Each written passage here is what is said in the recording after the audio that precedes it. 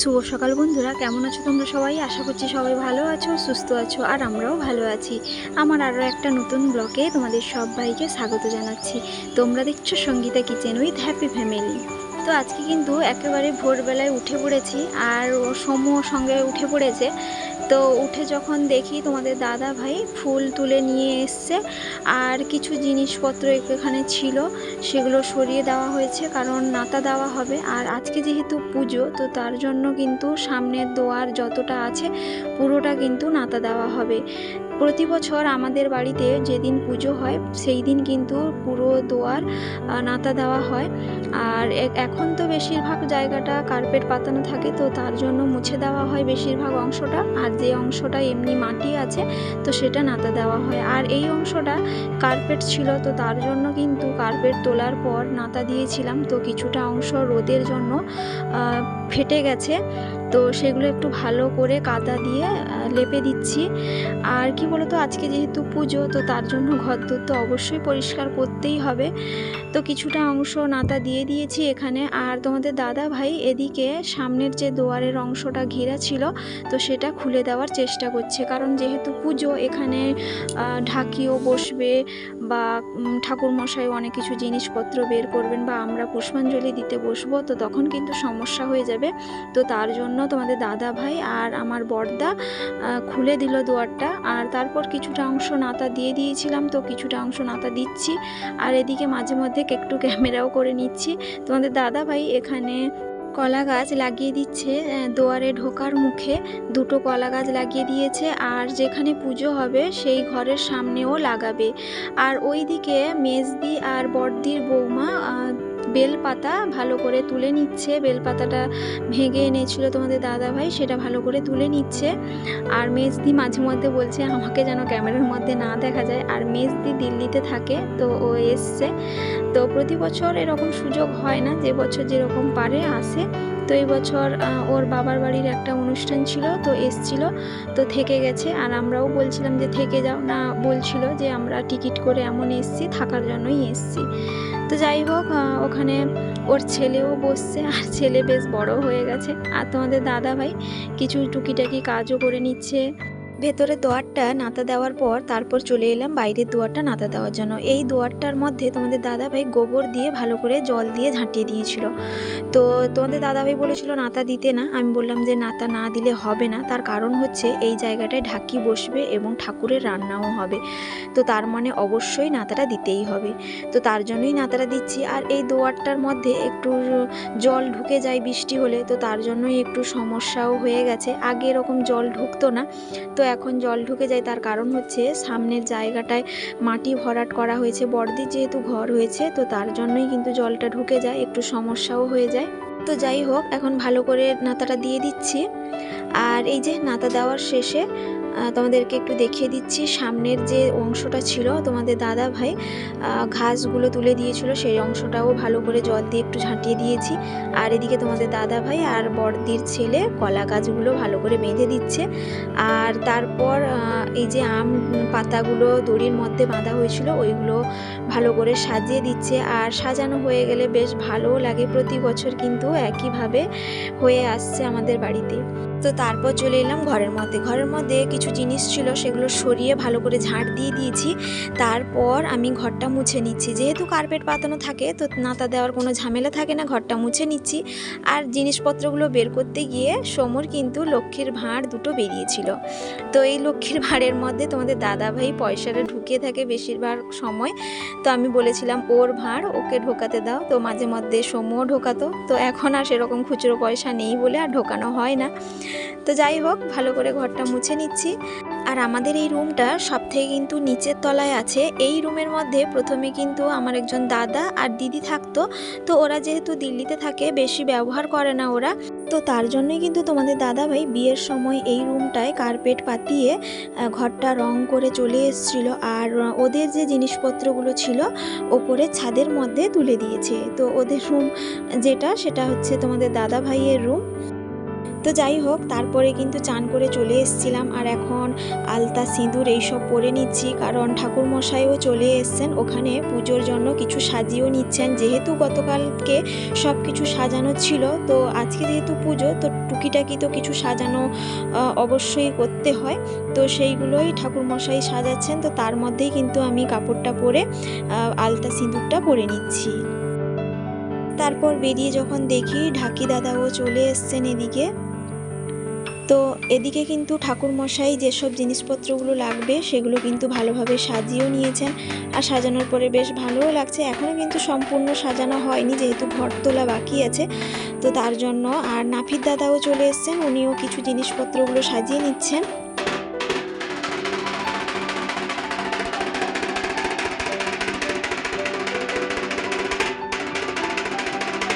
তারপর তোমাদের দাদাভাই বললো যে শরবত করতে, কারণ তোমাদের দাদাভাই খালি পেটে একেবারেই থাকতে পারে না, ওর অপারেশনের পর থেকে কিন্তু সমস্যা হয়। আর এদিকে আমাদের বাড়ির বড়দা ঠাকুরের মুখমণ্ডলও নিয়ে চলে এসছেন। এবার কিন্তু আমাদের বাড়িতে ঘর তুলতে যাওয়া হবে সবাই মিলে।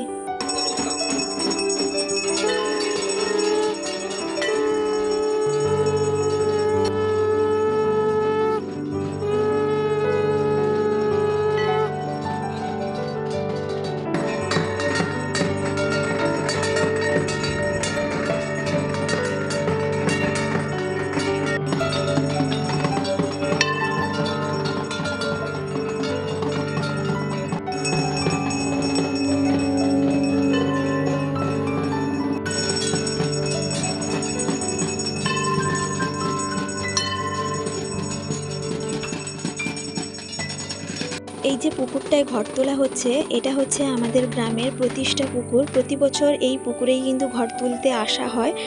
আর এই কয়েকদিন আগে কিন্তু এখানে কালী পুজোও হয়েছিল। আর সবাই মিলে কিন্তু এখানে বসে পড়েছে বাতাস খাওয়ার জন্য, কারণ এখানে কিন্তু প্রচুর পরিমাণে বট আর অসুস্থ গাছ আছে। আর এখানে 3 ভাই বসছে, আর এদিকে দিদিরা বসছে, আর ওই যে মেজদি চলে যাচ্ছে ওইদিকে। আর এদিকে আমাদের বাড়ির মেয়ে এসছে, মানে আমার ননদ যে দিদি হয়, ও আর ওর ছেলে এসছে। এদিকে নাফির দাদা ধূপ আর ধুনোটা ধরিয়ে নিচ্ছেন, আর এদিকে চলছে ঘর তোলা।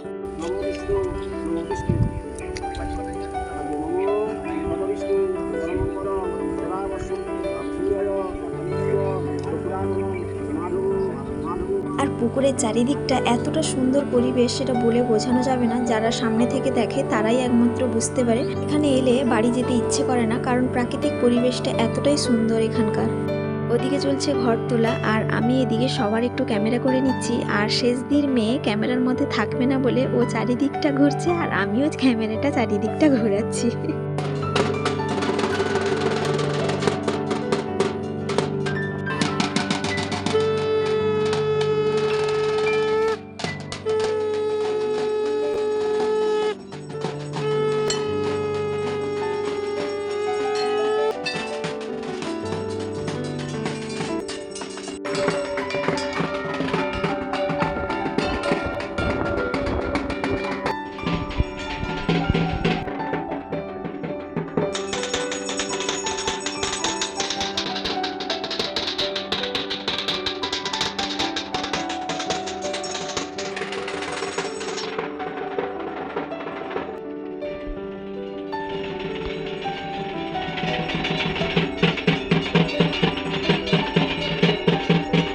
ঘর তুলে আসার পর ঠাকুরের যে মুখমণ্ডল ঘটের মধ্যে লাগিয়ে ভালো করে শাড়ি পরিয়ে দিচ্ছেন ঠাকুর মশাই। এরপর ফুলমালা দিয়েও ভালো করে সাজিয়ে দিবেন। আর এদিকে সবজি ফল মূল কিছু রাখা আছে। আর এখানে যে ফলগুলো দেখতে পাচ্ছ, এটা আমার মামা শ্বশুরের বাড়িতে দিয়ে পাঠিয়েছেন। প্রতি বছর কিন্তু ওনার বাড়িতে দিয়ে থাকেন। আর এদিকে কলা আছে আর কাঁঠালও আছে। সকাল সকাল কিন্তু পুজো আরম্ভ হওয়ার আগেই কিন্তু ওনাদের বাড়ি থেকে এই সব জিনিসগুলো চলে আসে। ওনারা কিন্তু আগে এসে দিয়ে যান। তো যাই হোক, এখানে বড়দার সংকল্প হচ্ছেন, কারণ বড়দা যেহেতু সবার বড়, তো তার জন্যই কিন্তু ওনার নামেই কিন্তু পুজোটা হয়, সবার নাম বলা হয় কিন্তু উনি সংকল্প হন।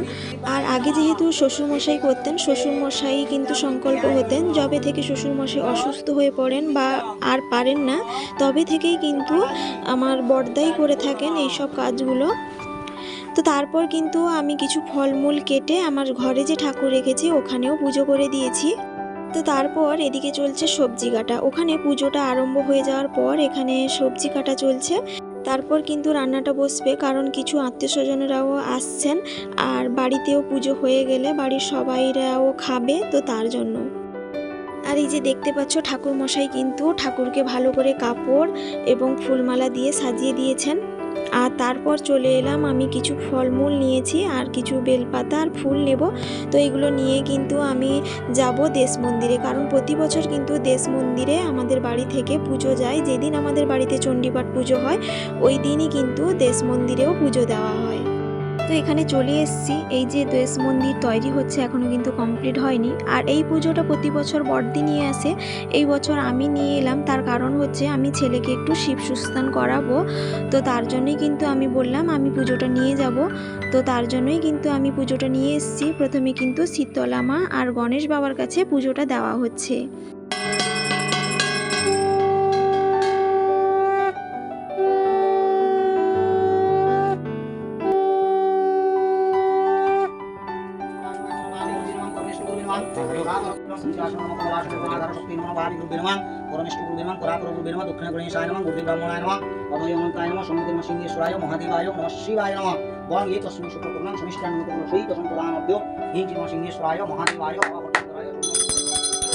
তো ওখানে পুজো হয়ে যাওয়ার পর তারপর কিন্তু এখানে শিব ঠাকুরের কাছে পুজো দেওয়া হচ্ছে, আর ছেলের নামে 27টা বেলপাতাও দেওয়া হচ্ছে। যখন যেরকম সময় হয় ওর নামে কিন্তু ঠাকুরের কাছে একটু পুজো দিয়ে যায়। তো পুজোটা হয়ে যাওয়ার পর তার বাবা কিন্তু সমুখে একটু প্রণাম করিয়ে নিচ্ছে। তো পুজো এখানে পুরো কমপ্লিট, প্রণামও সবাই করে নিয়েছি, এখন যাব বাড়ি। আর এই মন্দিরটা যে দেখতে পাচ্ছ, এই মন্দিরটা এখন তৈরি হচ্ছে, পুরো যদিও কমপ্লিট হয়নি, আর বেশ সুন্দরভাবে কিন্তু মন্দিরটা তৈরি হচ্ছে। তো যাই হোক, এখন পুজো কমপ্লিট করার পর এখন যাচ্ছি বাড়ি, আর বাড়িতে গিয়েও অনেক কাজকর্ম আছে। আর এসে যখন দেখি এখানে মেজদি রান্না বসিয়ে দিয়েছে, এখানে হচ্ছে ঘন্ট আর আলু সোয়াবিন তরকারি আর 2 রকমের ভাজা হয়েছে। ভাত আর 2টো ভাজা তরকারি হয়ে গেছে। তো নাফিদ দাদা এখানে ঠাকুরের জন্য ফল কাটছেন, আর এদিকে চলছে ঠাকুরের রান্না। তো ঠাকুরের অনেক কিছু রান্না বান্না হবে, ভাজাভাজিও হবে।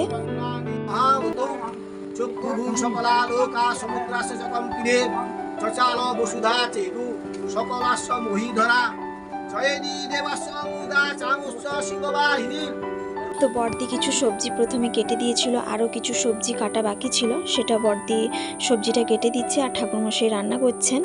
তারপর তোমাদের দাদা ভাই এখানে পুষ্পাঞ্জলি দিচ্ছে। তার কারণ হচ্ছে তোমাদের দাদা ভাই তো এতক্ষণ থাকতে পারে না অপারেশনের পর থেকে। তো ঠাকুরমশাই বললেন যে যেহেতু তুমি থাকতে পারবে না তাহলে তুমি চলে আসো, পুষ্পাঞ্জলিটা তোমার দিয়ে দিব। তো তার জন্যই তোমাদের দাদা ভাই পুষ্পাঞ্জলিটা আগে দিয়ে দিচ্ছে। তো তোমাদের দাদাভাই এখানে পঞ্চামৃত নিবে বলছিল, তো ঠাকুরমশাই বললেন এখনও তো পুজো কমপ্লিট হয়নি, তো তার জন্য এখন দিতে পারবো না, তুমি লাস্টে সেটা খেয়ে নেবে।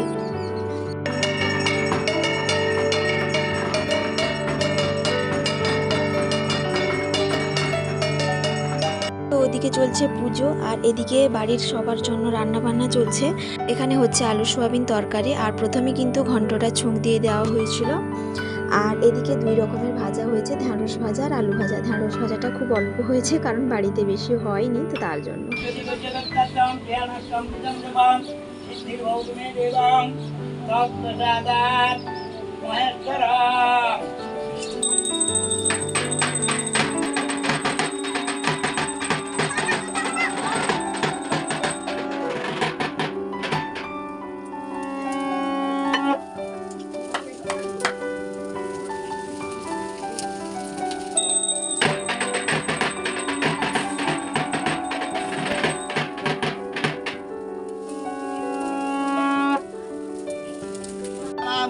সর্বসন্ধিষু শুক্রং ব্রহ্মাণি মেঘলক্ষে ছায়া চক্রে সুরিষ্টদাম ओंकारो मम बुद्धि रक्षित अनुधारिणी प्राणापान तथा व्यायाम उदाहरणं वज्रं खाचि रक्षित प्राणां सुतम शोभनां रसे रूपे जगन्नेश्वर सत्यं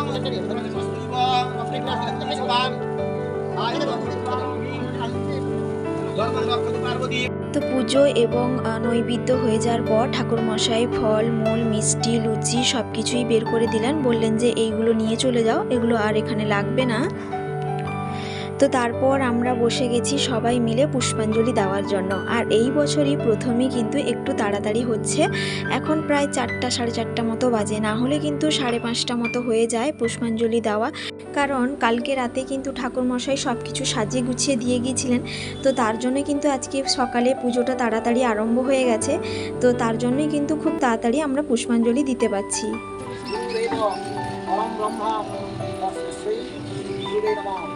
पुष्पांजलि नमो सिंहाथ गुरुदे नमः नमो एकदंत महाकाय लंबोदर गजानन विघ्ननाश समनमंका शिवलिंगा जगत्पिता शिवलिंगा जगद्धात्री सीताराम